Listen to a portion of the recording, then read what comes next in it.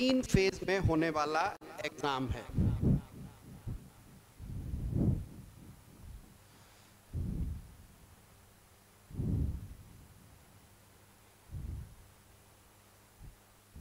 First phase PT exam, इसमें 2 paper होंगे। ठीक, ये एग्जाम पूरी तरह से पढ़ने पर बेस्ड है, रीडिंग बेस्ड एग्जाम है, क्योंकि इसमें आंसर आपकी आंखों के सामने होता है। आंसर आपको कहीं से लाना नहीं पड़ता। 4 ऑप्शन दिए गए हैं, उनमें से एक आंसर है। बस हमें उन 4 में से कौन सही आंसर है इसे खोजना है, हमें याद करके नहीं लाना है। अंतर समझ में आ रहा है ना, कि सामने लिखा हुआ है, उत्तर हमारे सामने रखा हुआ है, बस हमें पता करना है कि 4 रख दिए हैं, इनमें से कौन सा सही उत्तर है। तो ये जिसकी जितनी ज़्यादा रीडिंग होगी, जितना ज़्यादा रीडिंग पे जिसने काम किया होगा, वो यहाँ पे उतना अच्छा परफॉर्म करेगा। प्रीलिम्स का एग्ज़ाम रीडिंग बेस्ड एग्ज़ाम है। इसमें दोनों पेपर में आपको MCQ ही मिलते हैं। ठीक, क्लियर यहाँ तक। अब दूसरा जो फेज है, सेकेंड फेज, जिसका नाम है मेन एग्जाम, मुख्य परीक्षा, और ये हर तरह से मेन है, हर तरह से मुख्य है। क्योंकि प्री पास करने के बाद प्री में आपके नंबर कम थे या ज्यादा थे, उसका कोई फर्क नहीं। जो प्री में सिलेक्ट हो गए वो मेंस देने जाएंगे, और जो नॉट सिलेक्टेड हैं वो दोबारा से प्री की तैयारी शुरू कर देंगे। क्लियर। उस नंबर का यहाँ कोई मतलब नहीं। इस परीक्षा में आपको अब 9 पेपर देने हैं। इस परीक्षा में जो आपको 9 पेपर देने हैं वो सारे रिटन फॉर्म में हैं। MCQ का यहाँ पे कोई अब मामला नहीं। क्वेश्चन दिया गया है, उसके लिए कॉपी में, आंसर बुक में, आंसर कॉपी में एक स्पेस दिया गया है, उस स्पेस में आपको सोच के लिखना है। ऐसे के लिए भी ऐसे ही निबंध स्कूल में लिखते रहे होगे, वो तो 1-2 क्लास से शुरू हो जाता है ना, my school, my father, my mother, ठीक, माई बेस्ट फ्रेंड। लेकिन यहाँ जो ऐसे आते हैं वो बिल्कुल ऐसे तैसे आते हैं, आपको पढ़ के पता ही नहीं लगेगा कि इसमें पूछा क्या है। अभी तुम लोग स्टार्ट कर रहे हो इसलिए वो नहीं बताऊंगा, नहीं तो बड़े मजेदार मजेदार टॉपिक होते हैं जिसपे लगेगा सिर्फ गप मारी जाए, और वैसे ही टॉपिक आते हैं, समझ में ही नहीं आएगा ये क्या कहना चाह रहा है। जो कोटेशंस होते हैं वो ऐसे का टॉपिक होते हैं, आप सोचिए और उन पे लिखिए। पहले एक आता था, 3 घंटे तक एक ही विषय पे लिखना होता था, और बिल्कुल ऐसा ही तैसे ही। उस तरह के निबंध नहीं होते कि हमारा स्वाधीनता दिवस, 26 जनवरी, 15 अगस्त, गाय, कुछ फैक्चुअल है, एक स्टेटमेंट दे दिया, उस पर आपको लिखना है, तो थोड़ा सा तकलीफ होती है। लेकिन ये परीक्षा है ही ऐसी कि इस ऐसे के पेपर से आपका पर्सनैलिटी टेस्ट किया जाता है। जब 1993 में सतीश चंद्रा कमेटी बनाई गई थी, उसके रिकमेंडेशन पर ऐसे का पेपर इंट्रोड्यूस किया गया 93 से, तब से ऐसे हमारी मुख्य परीक्षा में है। अभी जो पिछले बदलाव हुए उसमें ऐसे को बहुत सम्मान दे दिया गया। 200 नंबर का पेपर था जिसे अब 250 का कर दिया गया, 50 नंबर इसमें बढ़ा दिए गए। और सतीश चंद्रा कमेटी ने भी कहा था कि पर्सनैलिटी टेस्ट के लिए ऐसे से बेहतर कोई दूसरा एग्जाम नहीं हो सकता। ये बड़ा इंपॉर्टेंट है आपकी पर्सनैलिटी के लिए, ठीक है। तो ऐसे पे हम बात करेंगे, ऐसे समझेंगे, लिखना सीखेंगे, ये जाके बहुत बाद में। अभी हम इस पे काम नहीं करेंगे, क्योंकि ऐसे के लिए हमें कच्चा माल चाहिए, रॉ मटेरियल। तब हम उन आइडियाज़ को एक जगह लाके और ड्राफ्ट करके देंगे। लेकिन अभी तो हमारे पास रॉ मटेरियल ही नहीं है। अभी तो हमने कितना पढ़ा है, अभी तो स्कूल से बस निकल के चले आए हैं, तो अभी ऐसे तैसे हो जाएगी। तो इसलिए जब हम थोड़ा जान लेंगे, कुछ सिलेबस पढ़ लेंगे, पॉलिटी पता होगी, हिस्ट्री पता होगी, ज्योग्राफी पता होगी, इकोनॉमी पता होगी, इन्वायरमेंट के बारे में जानकारी होगी, तब हम ऐसे राइटिंग ठीक कर पाएंगे। बिना कच्चे माल के मकान नहीं बन सकता। हम कहें कि लेंटर डालना है तो लेंटर तभी पड़ेगा जब सीमेंट और सरिया और गिट्टी और मोरंग सब हमारे पास हो। तो अभी वो हम रॉ मटेरियल पहले जुगाड़ेंगे, इकट्ठा करेंगे, फिर जाके मेंस की तैयारी में हम इस पे काम करेंगे। फिर 4 पेपर आते हैं जीएस के, जनरल स्टडी। ये भी 250-250 नंबर के पेपर होते हैं, 250 मार्क्स। इसमें जो इन्होंने सिलेबस दिया है वो भी क्लियर कर दिया। इस फर्स्ट पेपर में अबाउट सोसाइटी, अगर जो सोसाइटी की समझ है तो आप इस पेपर को अच्छा करेंगे। व्यवस्था, सिस्टम, तो इस पेपर को अच्छा करेंगे। डेवलपमेंट की समझ है तो इस पेपर को अच्छा करेंगे। अगर जो आपको अंतर यात्रा का शौक है, इंटरनल जर्नी, आप अपने मन में, विचारों में अच्छा करते हैं, सोचते हैं, तो इथिक्स, इंटीग्रिटी एंड एप्टीट्यूड, इस पे आप काम करेंगे। एक टर्म अभी वहाँ भी था जो सेकेंड पेपर होता है, सिविल सर्विस एप्टीट्यूड टेस्ट, यहाँ भी फिर आ गया जीएस में एप्टीट्यूड। What is aptitude? कुछ बताओ थोड़ा थोड़ा। तुम लोग स्कूल से आए हो, नंबर अच्छे आते हैं आजकल, ऐसा तय है, लेकिन फिर उन बच्चों से जब मैं मिलता हूँ तो मुझे लगता है इतने नंबर इन्हें क्यों दे दिए गए? इतना तो ये नहीं जानते थे, इतना तो ये बताते भी नहीं हैं। तो ऐसा मुझे लगना नहीं चाहिए तुम लोगों से, तो कोशिश करो। एप्टीट्यूड की हिंदी यूपीएससी ने जो ट्रांसलेट की वो गलत कर दी। हिंदी ट्रांसलेशन बहुत पेपर में भी बहुत गड़बड़ रहता है, इसीलिए दोनों लैंग्वेज पे आपको समझ होनी चाहिए। हिंदी और इंग्लिश दोनों में पेपर पढ़ना आता हो, लिखते चाहे जिस मीडियम में आप, तब सही आंसर राइटिंग हो पाती है यूपीएससी में। ये बड़ा खेल है। यहाँ स्टील प्लांट की हिंदी करते हैं, स्टील का पौधा, ठीक है, पेपर में आया हुआ है। क्वेश्चन था स्टील प्लांट पे, और हिंदी में स्टील प्लांट की हिंदी क्या आई? स्टील का पौधा, ठीक। यहाँ स्टील इंडस्ट्री, वो स्टील उद्योग नहीं हुई, प्लांट उद्योग होना चाहिए था, लेकिन गूगल ने ट्रांसलेट कर दिया। अभी एक निबंध का ही टॉपिक था 2023 में, मैं क्या था, math is the music of reason, और उसका हिंदी ट्रांसलेशन था गणित ज्ञान का संगीत है। रीजन को ज्ञान ट्रांसलेट कर दिया। वो नॉलेज का ट्रांसलेशन है, ज्ञान। नॉलेज का हिंदी ट्रांसलेशन क्या होगा? ज्ञान। रीजन का ज्ञान नहीं होगा। ज्ञान और रीजन दोनों में बहुत अंतर है, नॉलेज और रीजन, ठीक। तो बहुत सारी ऐसी चीजें अभी मिलेंगी, इसलिए तुम जो अभिवृत्ति कह रहे हो वो बेसिकली एटीट्यूड है। इसका सही ट्रांसलेशन है मनोवृत्ति, लेकिन मनोवृत्ति से भी नहीं समझ में आएगा। और ये मैं बार बार कहता हूं कि क्लास में पढ़ते समय, घर पे पढ़ते समय, कुछ भी पढ़ते समय, आप किसी शब्द का मतलब सिर्फ ट्रांसलेशन से मत जानिए। मतलब मैंने पूछा मनुष्य कौन है, व्हाट इज ह्यूमन, मनुष्य क्या है, तो हमने पूछा मनुष्य क्या है, तुमने कहा सर ह्यूमन। हमने कहा ह्यूमन क्या है, व्हाट इज ह्यूमन, कहा सर मनुष्य। ये नहीं चलेगा। ये क्या है? Hindi to English translation. Basically तुम्हें उसका मीनिंग समझना है। मीनिंग क्या है? जो उसकी डेफिनेशन है। Human is a social animal, मनुष्य एक सामाजिक प्राणी है, ये समझना है। इसलिए किसी भी शब्द को हिंदी से अंग्रेजी, अंग्रेजी से हिंदी, वो ठीक वैसे ही होता है कि घर कहाँ? मंदिर के सामने।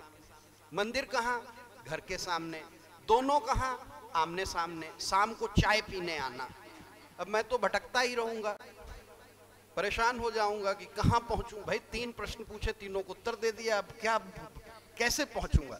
तो ये वाली नॉलेज काम नहीं आएगी। क्या उसका मतलब क्या होता है? तो जो एप्टीट्यूड की हिंदी है वो तो बता दी, लेकिन इसका मतलब जो होता है कि जो हमारे जन्मजात गुण और अभिलक्षण होते हैं, by birth traits and attributes. इसको एट्रीब्यूट्स को हम उस तरह से भी समझते हैं जो बोलचाल में कहते हैं गॉड गिफ्टेड टैलेंट,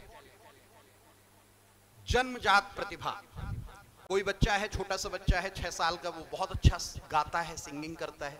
आजकल तो वो आते हैं ना प्रोग्राम, उनमें सब में दिखाया जाता है। छोटा सा बच्चा है, वो बहुत अच्छा डांस कर रहा है। कोई बहुत वो चाणक्य टाइप की वो सारी बातें बता दे रहा है। उसके जब सीन एपिसोड देखते थे कि इतना तो हम भी न याद कर पाए, इसको इतना कैसे याद है। तो वो क्या है, यही एप्टीट्यूड है। बहुत सारी जगह आपने इसको फील किया होगा, जैसे बचपन में आप गेम खेलते हैं या कोई रोल प्ले करते हैं घर में, उस समय आपका एप्टीट्यूड उभर के आता है। कैसे? हम पापा बन जाते हैं, तुम मम्मी बन जाओ।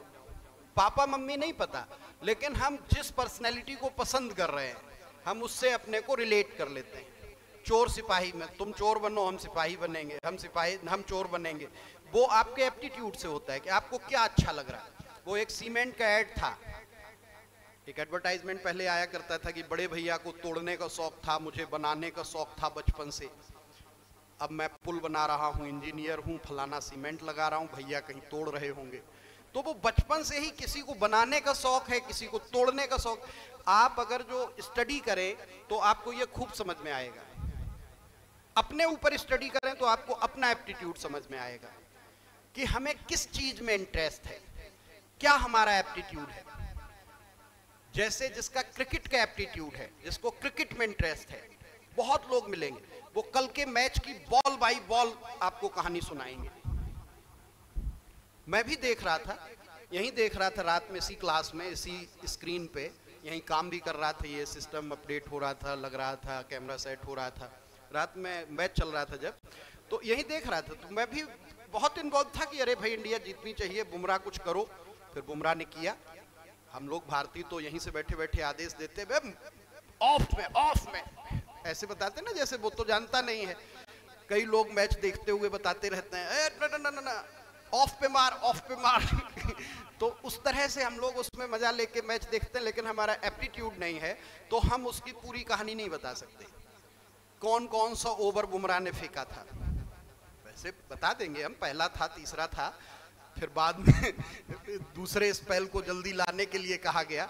जब एंकर जो बोल रहे थे वो कह रहे थे, कमेंटेटर, कि 20 ओवर का मान के नहीं चलना चाहिए इंडिया को, ये मैच 16 ओवर का मान के चलना चाहिए, तो बुमराह को जल्दी लाना चाहिए। इतना तब भी हम जानते हैं, क्योंकि बहुत दिनों से क्रिकेट देख लेते हैं। लेकिन जिसका एप्टीट्यूड है वो एक एक बॉल बताएगा, फिर वो बॉल वाइड हो गई, फिर उस पे ये हो गया, फिर ऐसे हुआ, फिर ये बॉल थी, स्विंग कर रही थी, कितने डिग्री स्विंग कर रही थी, अर्शदीप का ये परफॉर्मेंस था, वो एप्टीट्यूड है। ऐसे ही हमारी जो रुचि होगी, हम जब न्यूज़पेपर पढ़ते हैं तो कुछ खबरें बहुत इंटरेस्ट से पढ़ते हैं और कुछ तुरंत पन्ना पलट देते हैं। जैसे ही इकोनॉमिक खबरों वाला पन्ना आया, खट से पलटा। लेकिन अब सिविल की तैयारी करनी है तो सबसे ज़्यादा ध्यान से उसी को पढ़ना है कि गवर्नमेंट की क्या पॉलिसी बन रही है, आरबीआई क्या कह रहा है, कहाँ से इतना सोना आ रहा है, सोना इतनी तेज़ क्यों हुआ, चीन ने सोने का क्या किया, सब खबरें समझनी पड़ेंगी। साइंस में कोई डेवलपमेंट हुआ तो क्या हुआ, कल मंत्रियों ने शपथ ली तो मंत्रियों के बारे में सब पता होना चाहिए। क्योंकि अब हम जिस एप्टीट्यूड को जा रहे हैं वो सिविल सर्विस एप्टीट्यूड है। ठीक ऐसे ही टीचिंग एप्टीट्यूड, इसका एग्जाम होता है जब आप यूजीसी नेट का एग्जाम देंगे। सौभाग्य से मैंने जब अपने ज़माने में दिया था तो इंडिया में टॉप किया था, हमारा दर्पण में सिलेक्टेड का इंटरव्यू छपा था। थोड़ा सेलिब्रिटी टाइप लगता है ना, जब जैसे अभी सोहम आया था आजकल, एकदम सेलिब्रिटी टाइप माहौल, हमने भी आज बुके दिया उसे। ठीक है, क्लास में तुम लोगों को डांटते रहते हैं, जब सेलेक्ट हो जाते हो तो फिर हम भी तुम्हें बुके उके देते हैं और बड़ा साथ बिठाते हैं। अभी सोहम हमारे साथ डिनर किया उसने। तो ये सब रिचुअल्स में होता है कि जो बच्चा सिलेक्ट हो गया फिर वो हमारे बराबर आ गया, क्योंकि जब तक वो स्टूडेंट है तब तक दोस्ती कर ली तो फिर पढ़ाई नहीं होगी, तब तक तो उसको डांट के ही रखना पड़ेगा, तब तक तो डिसिप्लिन मेंटेन करने के लिए उस पर स्ट्रिक्ट ही रहना पड़ेगा। वो अलग अलग भूमिका होती है। अब उसको पढ़ाई से क्या लेना देना, अब तो हो गई जिंदगी भर की पढ़ाई, काम खत्म। अभी जा रहा है 19 को यूएसए 1 महीने के लिए। हमने कहा घूमो फिरो बेटा, 13 को लौटेंगे सर। हमने कहा 13 के बाद जो निबंध वाला 3-4 क्लास वो ले चुका है, हमने कहा जो ऐसे वाला क्लास बचा है वो भी तुम ले लेना। जुलाई वो जैसे ही जुलाई में लौटेगा उसके बाद उसका वो, और बरेली पे जो किताब है बोला वहीं काम करते रहेंगे सर, हम व्हाट्सएप पे आपको भेजते रहेंगे। हमने कहा ठीक है। कहा 2-3 घंटे रोज वहाँ भी खाली मिलेगा ही। जो पढ़ने लिखने लगता है उसको फिर खाली टाइम काटता है, क्या करे, वो आदत बनी हुई है कि उसे पढ़ना ही पढ़ना है, लिखना है। तो ये आदत तुम लोग अपनी डेवलप करो अगर जो सिविल सर्विस के लिए सोच रहे हो। ठीक, तो एप्टीट्यूड तुम्हारा सिविल सर्विस क्या है कि तुम्हें सब सिस्टम के बारे में पता हो। एडीएम क्या होता है, एसडीएम क्या होता है, डीएम क्या होता है, सीडीओ क्या होता है, म्युनिसिपल कमिश्नर की क्या भूमिका है, डिविजनल कमिश्नर क्या है, बीसीबीडीए की क्या भूमिका है, डेवलपमेंट अथॉरिटीज़ कैसे काम करती हैं। आज ही खबर है कि बरेली के इतने गांव और बीडीए में शामिल हुए, बीडीए ने उसका चार्ज बढ़ा दिया, इसका चार्ज घटा दिया, तो वो क्यों होता है, कैसे होता है। ये सब सिस्टम जब समझ में आना तुम्हें शुरू होगा तब तुम्हारा सिविल सर्विस एप्टीट्यूड डेवलप होगा। जिसका इंटरेस्ट इसमें होगा वो हमेशा, जैसे मेरा पॉलिटिकल एप्टीट्यूड है, मुझे पॉलिटिक्स की हर खबर में बहुत इंटरेस्ट है। सच बता रहा हूँ, मेरा तो आजकल काम भी वही है। मैं तो अब घोषित नेता हूँ, पहले शौकिया था, पढ़ता था, लेकिन अब कुछ दिनों से पहले से मैंने पार्टी ज्वाइन कर ली, इलेक्शन लड़ लिया। तुम लोग जानते हो नए बच्चे, मैंने इलेक्शन लड़ा था, नहीं जानते? अरे मैंने मेयर का चुनाव लड़ा था उमेश गौतम के खिलाफ, ठीक है, वोट बहुत कम मिली, हार गया। क्योंकि पढ़े लिखे लोगों की जरूरत लोगों को होती नहीं है, वो डिस्टर्बिंग एलिमेंट हो जाते हैं। उमेश गौतम की पीएचडी 40,000 में है, हमारी पीएचडी 5 साल की दिन रात की मेहनत से है। बहुत मेहनत से मैंने थीसिस की अपनी, ग्लोबलाइजेशन पे इंडिया में पहला काम था उस तरह का, ग्लोबलाइजेशन पे पीएचडी किया है मैंने। तो 5 साल सरकार ने मुझे पैसा भी दिया, मैं जेआरएफ था, फिर एसआरएफ हुआ, फेलोशिप मिली, बड़ी मेहनत से पढ़ा, तब इतनी सारी चीज़ें सीख पाया। ग्लोबलाइजेशन में सब कुछ पढ़ना पड़ा, दुनिया की हर चीज़, पॉलिटी उसमें शामिल है, इकोनॉमी उसमें शामिल है, ज्योग्राफी उसमें शामिल है, रिसर्च में वही कि क्या एलपीजी का इम्पैक्ट आया इंडियन सोसाइटी पे, किस तरह से हमारी चीज़ें बदली। लेकिन इलेक्शन लड़ा तो लोगों ने वोट, 27,000 वोट मिला, लेकिन कम नहीं है ये, मेरे जैसे आदमी के लिए बहुत है। ठीक है, 27,000 लोग कम से कम हमें पसंद करने वाले थे। जब चुनाव किसमें था, तोमर और गौतम के बीच, दोनों एक्स मेयर, पढ़े लिखे लोगों को लोग मानते हैं। और मैं कभी शहर में कहीं नहीं घूमता, मैं अपनी कोचिंग में ही रहता हूँ। सब लोग कहते थे गुरुजी को चुनाव लड़ना नहीं चाहिए, गुरुजी 2000 वोट नहीं पाएंगे। ठीक, तब कितने मिल गए? 27,000। वो क्यों मिले? क्योंकि मेरा पॉलिटिकल एप्टीट्यूड था, मुझे चीजें पता थी, मुझे पता था लोग किस बात पे वोट देते हैं। 27,000 लोग वो थे जो हमसे जुड़े हुए थे, हर बूथ पे हमारे वोट थे। पता क्यों? क्योंकि हमारे स्टूडेंट शहर भर में थे, हर स्टूडेंट के परिवार ने वोट दे दिया, बस मेरा काम हो गया। और जो हमारा स्टूडेंट है वो तो कहेगा सर जीते चाहे हारे, वोट तो सर को ही देना है। अगर जो वो मुझे मानता है, हमारा स्टूडेंट रहा है, हमें जानता है कि ये कितना भी खराब आदमी होगा तो भी बहुत अच्छा है, क्योंकि ये पेड़ काटने की बात नहीं करता, पेड़ लगाने की बात करता है, ये ब्लड डोनेशन की बात करता है, ये अच्छी अच्छी बातें बताने का काम करता है, सबको मोटिवेट करता है, तो इसीलिए वोट मिला। लेकिन हम तुम्हें बता रहे क्यों मिले, क्योंकि मेरा पॉलिटिकल एप्टीट्यूड था, मुझे उसमें इंटरेस्ट आता है, मुझे मजा आता है। हमारा जिस काम में इंटरेस्ट नहीं है उसमें हम काम कर ही नहीं पाएंगे। तो एप्टीट्यूड अब समझ में आया, जो हमें ईश्वर दे के भेजता है, अगर जो जिंदा है तो इस पे बात धीरे धीरे आगे होगी कि ईश्वर है नहीं है, क्या है, कैसे हम उस पर सोचेंगे। लेकिन अगर जो है तो ईश्वर दे के भेजता है या नेचर दे के भेजता है कि हमें क्या पसंद क्या नापसंद। तो अगर जो पहले आबादी में शिक्षा बहुत कम थी, बहुत नंबर्स में, लिमिटेड नंबर्स में लोग ग्रेजुएशन करते थे, तो उसमें जो लोग जॉब के लिए आते थे, किसी को कोई भी जॉब मिल जाती थी, उससे हमारा काम चल रहा था। अब हमारे पास एजुकेटेड पॉपुलेशन का नंबर काफ़ी ज़्यादा हो गया, लार्ज नंबर है। ऐसे में हम ये चाहेंगे कि जिस व्यक्ति का जिधर इंटरेस्ट है उसको वही काम दिया जाए। तो इसलिए एक साथ सभी परीक्षाओं में एप्टीट्यूड के टेस्ट को लागू किया गया। आप नेट दे रहे हैं, टीचर का एग्जाम दे रहे हैं, तो टीचिंग एप्टीट्यूड पास करना है, बैंकिंग एप्टीट्यूड पास करना है, ठीक उसी तरह से civil service aptitude test pass करना है। और जो एप्टीट्यूड हमारा होता है वही धीरे धीरे एटीट्यूड में कन्वर्ट हो जाता है। एटीट्यूड की हिंदी ट्रांसलेशन होता है अभिवृत्ति, हिंदी में जिसे कहते हैं आदत, हैबिट्स। हमारी जो हैबिट्स हैं वो क्या शो करते हैं? हमारा एटीट्यूड। इसीलिए तुम लोग वो लाइन बोलते हो या सुनते होगे या कहते होगे, उसमें बहुत एटीट्यूड है। वो एटीट्यूड उसका मुझे पसंद नहीं आया, मुझे मत दिखाना अपना एटीट्यूड। ये डायलॉग तो खूब सुने होंगे ना। एटीट्यूड वाले बंदे से मैं बात नहीं करता, ठीक? अपना भी एटीट्यूड है यार, ठीक? अब ये क्या है एटीट्यूड? जो हमारे जीने का तरीका है।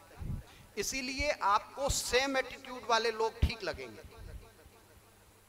ये अपने टाइप का है। अपना टाइप कैसे तय हो रहा? एटीट्यूड से। उसका एटीट्यूड मैच कर रहा है। किसी से मिलेंगे आप और अचानक आपने देखा ट्रेन में ही आपकी बोगी में, आपके केबिन में 2 लोग और हैं, आपकी एक से ज्यादा अच्छी बातचीत होगी एक से कम। क्यों? आपका एटीट्यूड जिससे मैच कर रहा होगा उससे आपकी अच्छी बातचीत होगी, दूसरे से नहीं होगी। कहीं भी पब्लिक प्लेस पे भी किसी को आप एक नजर भी कभी देखेंगे तो वो याद रह जाएगा, अरे वाह क्या पर्सनैलिटी थी, क्या बंदा था, ठीक? और कोई होगा जो मिलेगा, अरे यार बड़ा निगेटिव, ठीक, निगेटिव फील आए, कहाँ यार फंस गए इसके सामने। ये क्या है? ये भी एप्टीट्यूड से डेवलप हुआ एटीट्यूड है। तो अब इस पे काम किया जाता है। ये हम फर्स्ट पेपर में प्री में देखते हैं, मेंस में पूरा एक पेपर ही इस पे बना दिया गया, एथिक्स, इंटीग्रिटी एंड एप्टीट्यूड। इस पे डिटेल आगे सिलेबस में कभी बात करेंगे। फिर 5th and 6th पेपर होता है, एक ऑप्शनल सब्जेक्ट आपको सिलेक्ट करना है, कोई भी सब्जेक्ट। और वो सब्जेक्ट कौन हो सकता है? आपकी चॉइस का कोई भी सब्जेक्ट। कोई कंपल्सन नहीं कि ग्रेजुएशन में रहा हो, पीजी में रहा हो। आप चाहे मैथ ले लें, आप चाहे मेडिकल साइंस ले लें, आप चाहे इलेक्ट्रिकल इंजीनियरिंग ले लें, आप हिस्ट्री ले लें, आप हिंदी लिटरेचर ले लें, उर्दू लिटरेचर ले लें, जो चॉइस है वो ले लें, कोई बाउंडेशन नहीं। और उसके 2 पेपर होंगे, 250 तो 500।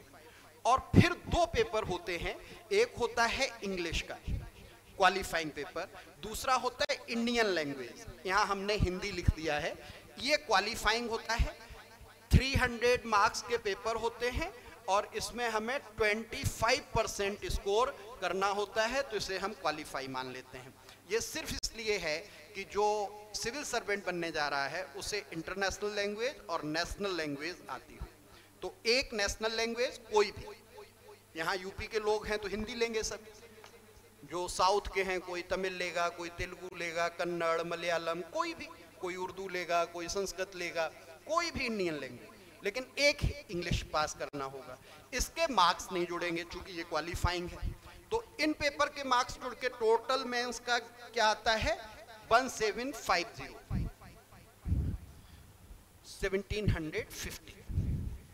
इसमें तुम्हारे जितने नंबर होंगे उससे तय होगा कि तुम्हारा इंटरव्यू कॉल होगा या नहीं होगा। अगर जो 1000 सीटें हैं तो लगभग 2.5 से 3 गुना लोग बुलाए जाएंगे, तो लगभग 2500 लोग, 2500, 800, 700, वो जैसा कट ऑफ डिसाइड होगा मेंस का और जैसी सीट्स होंगी उस हिसाब से 2.5 से 3 गुना तक उसको बैलेंस कर लेता है कमीशन। उतने लोग इंटरव्यू देंगे और जो वो लोग इंटरव्यू देंगे उनके इंटरव्यू के जो नंबर होंगे उनको जोड़ के थर्ड फेज किसका आ गया? इंटरव्यू। इंटरव्यू में जो नंबर होंगे 275 में, ठीक। सोहम के यहाँ पे और नंबर होते थोड़े, जबकि तैयारी बहुत अच्छी थी, लेकिन पता नहीं क्यों इंटरव्यू में कम नंबर आ गए उसके। 165 है। मेंस में वो ऑल इंडिया में टॉप 10 में था मेंस के नंबरों से, लेकिन इंटरव्यू में नंबर कम मिले इसलिए 77 रैंक आ गई। अगर जो इंटरव्यू में अच्छे नंबर मिल जाते तो वो टॉप 10 में होता। ठीक, ये परीक्षा बड़ी अजीबोगरीब है, इसीलिए अभी कहा था ना कि यहाँ कुछ प्रिडिक्ट नहीं कर सकते। एक कैंडिडेट है जिसने इस साल मेंस दिया, मेंस में थोड़े नंबर कम रह गए लेकिन फिर भी इंटरव्यू कॉल हो गया। उसने इंटरव्यू दिया, इंटरव्यू में उसको 220 नंबर मिले, 220, लेकिन उसका सिलेक्शन नहीं हो पाया क्योंकि मेंस में कम नंबर थे।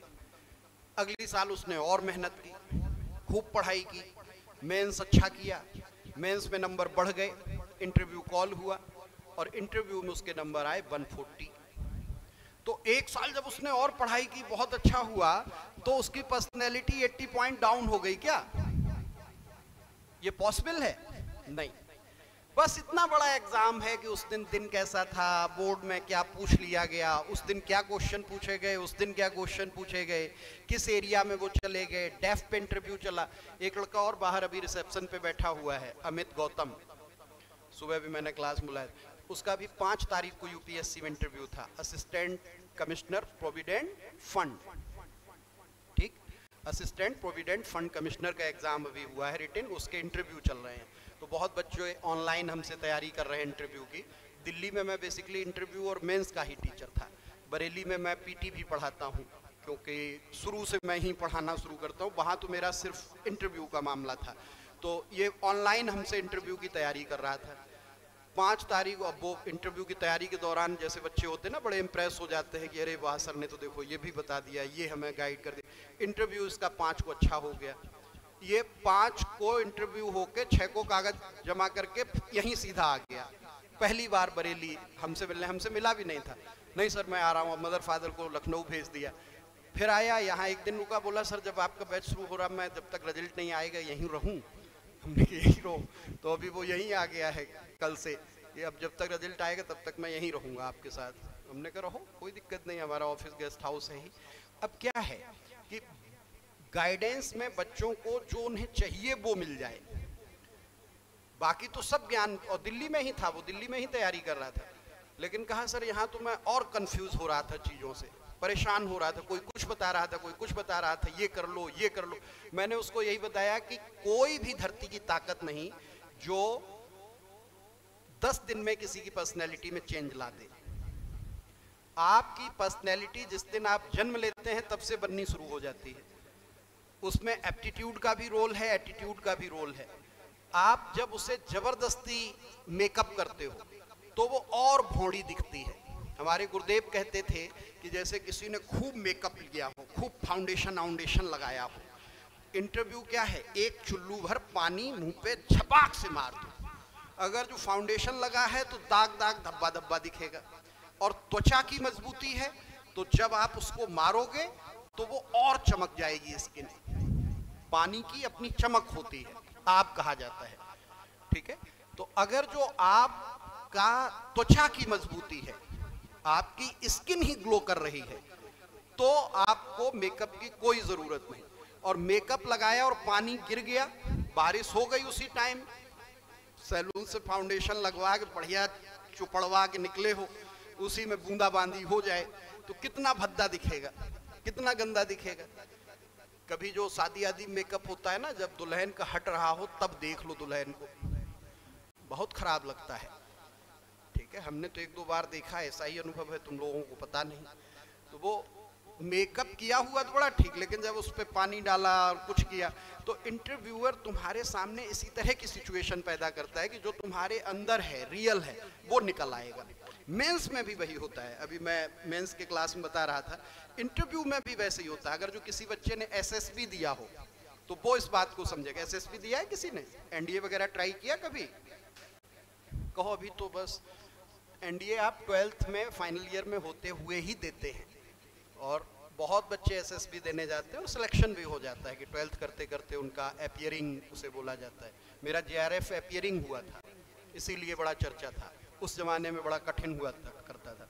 अभी हमारे मित्र हैं यहीं आईएएस हैं, उनके लड़के ने 12th के साथ एपियरिंग एनडीए पास किया, ठीक। तो एपियरिंग भी होता है। एनडीए का जो एसएसबी होता है वो 5 दिन का इंटरव्यू होता है और बहुत तरह तरह से होता है। साइकोलॉजिकल टेस्ट होते हैं, वो भी कौन लेता है एग्जाम? यूपीएससी। यूपीएससी के ही एनडीए की परीक्षा, सीडीएस की परीक्षा, देश में जो भी ऑफिसर्स भर्ती होते हैं वो यूपीएससी करता है। और जो कर्मचारी, क्लर्क ऑफिस स्टाफ भर्ती होता है, उसे कौन करता है? एसएससी, कर्मचारी चयन आयोग है वो कर्मचारियों की भर्ती करता है। हर विभाग का अधिकारी, सेना का अधिकारी है तो भी कौन करेगा? यूपीएससी, थ्रू एनडीए या CDS. NDA after 12th, CDS after graduation. Clear? समझ में आ गया? अब 275 नंबर में 1750 नंबर जोड़ के 2025 नंबर में जिसके जितने नंबर आएंगे उस हिसाब से उसका सर्विस एलोकेशन होगा। उसी रैंकिंग से उसका कार्डर डिसाइड होगा कि वो किस कार्डर का ऑफिसर होगा।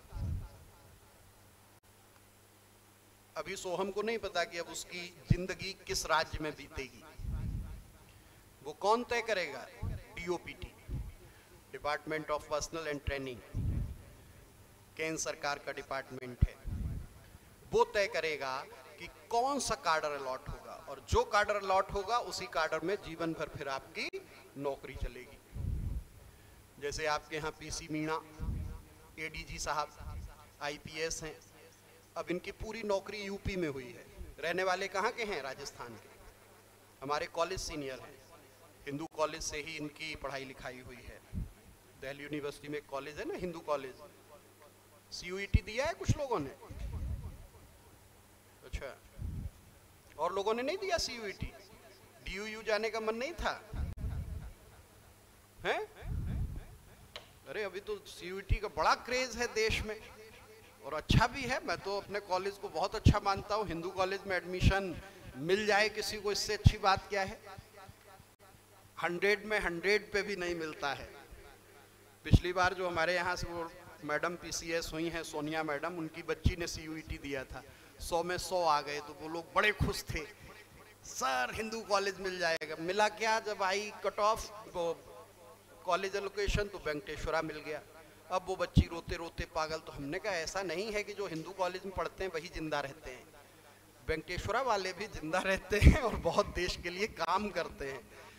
बच्चों में क्रेज होता है ना, ये कॉलेज, वो सीयूईटी से अब होता है। चलो तुम लोग जब तय ही हो कि यहीं रहना है तो फिर क्या बात है। बरेली कॉलेज जब जिंदाबाद, ठीक है, बहुत पुराना कॉलेज है। तो आपके एप्टीट्यूड का इसमें बड़ा रोल है, इसलिए ये एप्टीट्यूड शामिल किया गया। तीनों फेज हमने बता दिए। यहाँ तक किसी का कोई डाउट, कुछ पूछना किसी को? बाकी नीचे सिलेबस का मामला है, वो प्रोस्पेक्टस से आपको पता ही है। क्लियर यहाँ तक की बातचीत? जनरल जो एलिजिबिलिटी है वो आपको पता है, यूपीएससी के लिए 21 साल से 32 साल तक, 21 to 32, और पीसीएस के लिए 21 to 40 ईयर्स तक। और कैटेगरी में है तो आपको एज रिलैक्सेशन मिल जाता है, ओबीसी एससी एसटी। और अटेम्प्ट में यूपीएससी में 6 अटेम्प्ट जनरल कैटेगरी के कैंडिडेट के लिए हैं, और पीसीएस में 21 to 40 ऑल अटेम्प्ट्स। क्लियर? और किसी का कोई डाउट इसको लेके?